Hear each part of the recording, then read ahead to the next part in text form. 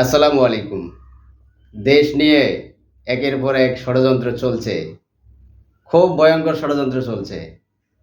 এই যে এখন আবার পার্বত্য অঞ্চল নিয়ে আমাদের পার্শ্ববর্তী রাষ্ট্র খুবই ভয়ঙ্কর চক্রান্ত করছে।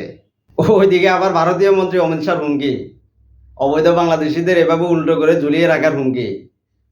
বুঝছেন? এইভাবে তারা ষড়যন্ত্রে লিপ্ত। বাংলাদেশের বিরুদ্ধে একের পর এক ষড়যন্ত্রে লিপ্তই।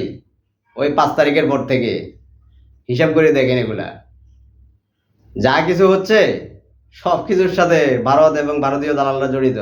গত 5 তারিখের পর থেকে যাই হচ্ছে, যত কিছুই হচ্ছে, এই ভারত এবং ভারতীয় দালাল পরাজিত শক্তি জড়িত, সরাসরি জড়িত এরা।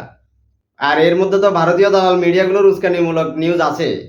এরা উস্কানিমূলক নিউজ করে যাচ্ছে। এই রিসেন্ট ঢাকা বিশ্ববিদ্যালয় এবং জাহাঙ্গীরনগর বিশ্ববিদ্যালয়ে যে হত্যাকাণ্ড ঘটেছে, এটির সাথে ভারতীয় দালাল পরাজিত শক্তি জড়িত। এটি আমি শুরুতে বলেছিলাম। ঘটনা কিন্তু তাই হয়েছে। ঘটনা তাই হয়েছে। এরা এভাবে ষড়যন্ত্র চক্রান্তের সাথে জড়িত। এখন আবার চলছে পাহাড়ের উস্কানিদাতা ভারত এবং ভারতীয় দালাল পরাজিত শক্তি। এর উস্কানিদাতা তারাই।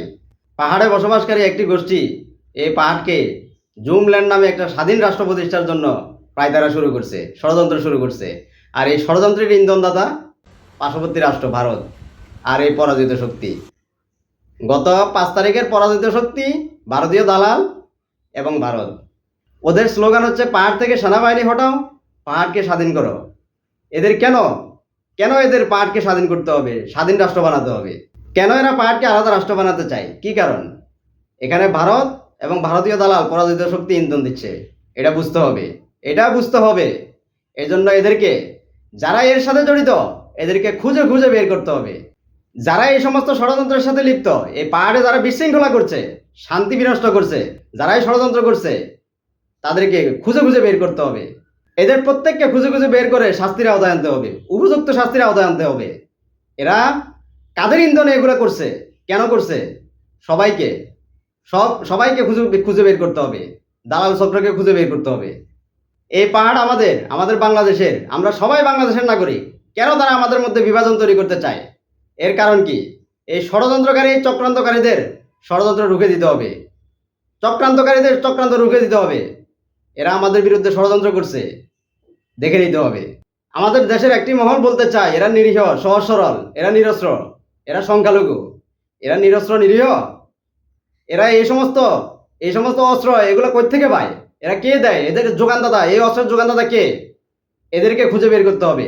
এরা কই থেকে পায় এই সমস্ত অস্ত্র? এগুলো কই থেকে পায়, কই থেকে আসে? এরা ভাত খেতে পায় না। এরা নাকি ভাত খেতে পায় না, এই অস্ত্র কই থেকে পায়?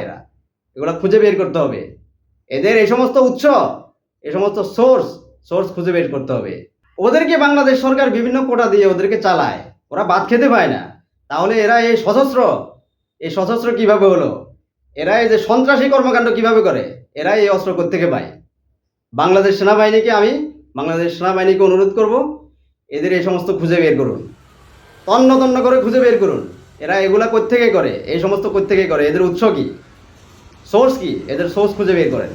একই দেশের মধ্যে সুযোগ সুবিধা নিয়ে একই দেশের মধ্যে বসবাস করে তারা আমাদেরকে বলে আমরা বাঙালি, তারা পাহাড়ি। তারা আমাদের দেশে সকল সুযোগ সুবিধা নেয়। তারা আমাদের দেশে বিভিন্ন জায়গায় ঘুরে বেড়ায়।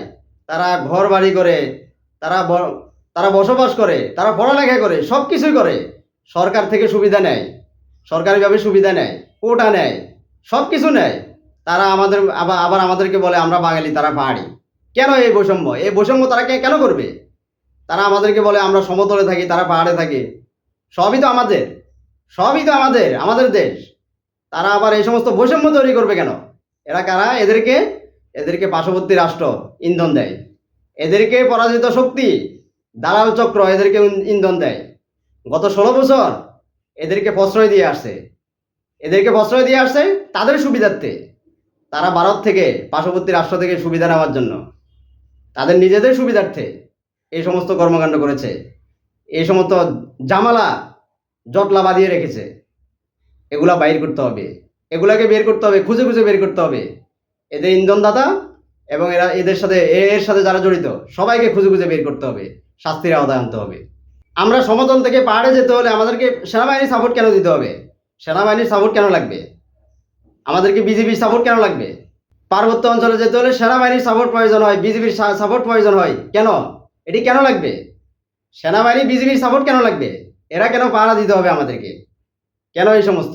ওই যে সাজেক যেতে হলে একদিন আগে যেতে হয়, পরের দিন সেনাবাহিনীর সাপোর্টে সবাই একসাথে যেতে হয়। কেন যেতে হবে এটি? এটি কেন করতে হবে? স্বাধীন দেশে বসবাস করে ওই সমস্ত বৈষম্য, কেউ পাহাড়ি কেউ বাঙালি, এই সমস্ত কেন হবে? এই বৈষম্য আমাদের দূর করতে হবে। কোনো বৈষম্য রাখা যাবে না, কোনো বৈষম্য চলবে না এখানে। এটা স্বাধীন রাষ্ট্র, এটি স্বাধীন বাংলাদেশ। এখানে কোনো বৈষম্য চলবে না, মনে রাখতে হবে। যারাই বৈষম্য সৃষ্টি করবে, যারাই এর ইন্ধন দিবে, যারাই ষড়যন্ত্র করবে, তাদেরকে রুখে দিতে হবে। তাদের এই সমস্ত ষড়যন্ত্র, এই সমস্ত চক্রান্তকে রুখে দিতে হবে।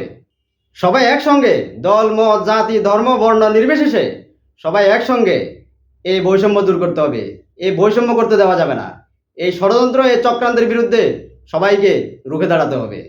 সবাই ভালো থাকবেন, সুস্থ থাকবেন, নিরাপদে থাকবেন। আল্লাহ হাফেজ। আসসালামু আলাইকুম।